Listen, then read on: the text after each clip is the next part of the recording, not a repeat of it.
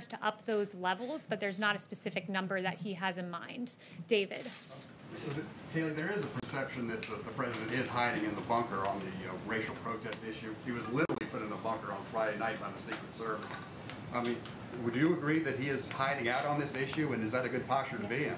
I would not agree with that at all. Look, I was on the phone with the president at least half a dozen times yesterday, and every time I talked to him, he was telling me about a different action he had taken, whether it was talking to a governor about this or a foreign leader about ventilators. This president has been leading. He met with generals yesterday. He's each and every moment taking another action to try to solve and resolve what we've seen in our streets where the governors have failed. He's stepped in.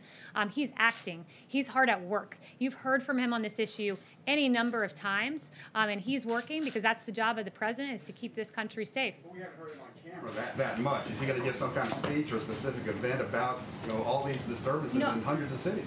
I really think that that's a misnomer in the media. It was really appalling, some of the coverage I saw, like the New York Times yesterday made no mention of the myriad times that the president has spoken on this issue. Instead, in paragraph 14, they made a cursory mention of his remarks at Space Force, most of which, at least half of which, pertain to George Floyd. There was a Washington Post article with an egregious headline about Trump staying silent.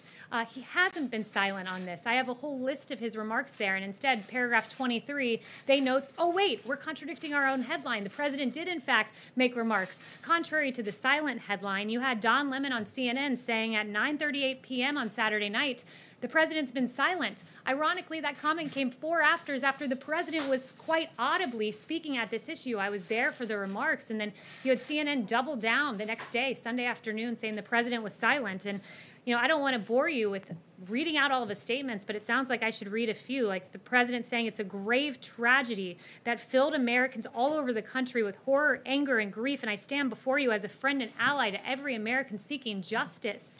He said, I understand the pain the people are feeling. I can go on, but I would just be repeating what the president has already said, because make no mistake, this president has not been silent, and at this moment, he is acting to protect this country from the lawlessness we saw just out here in Lafayette Park last night. Yes.